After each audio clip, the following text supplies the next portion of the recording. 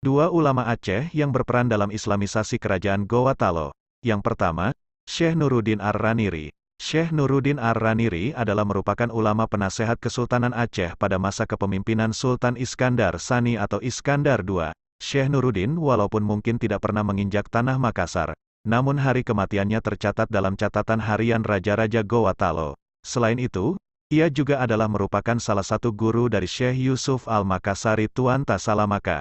Yang kedua, Syekh Abdurrauf bin Ali Al-Fansuri, atau yang juga dikenal dengan nama Tengku Syiah Kuala. Syekh Abdurrauf merupakan guru mursyid Tarekat Syatariyah dan Tarekat Qadiriyah. Sama dengan Syekh Nuruddin Ar-Raniri, hari kematian Syekh Abdul Rauf juga tercatat dalam catatan harian Raja-Raja Gorontalo. Syekh Abdul Rauf sendiri adalah merupakan saudara seperguruan dari Syekh Yusuf Al-Makassari Tuan Tasalamaka, yang keduanya adalah murid dari Sayyid Ahmad Al-Kusyayi di Madinah.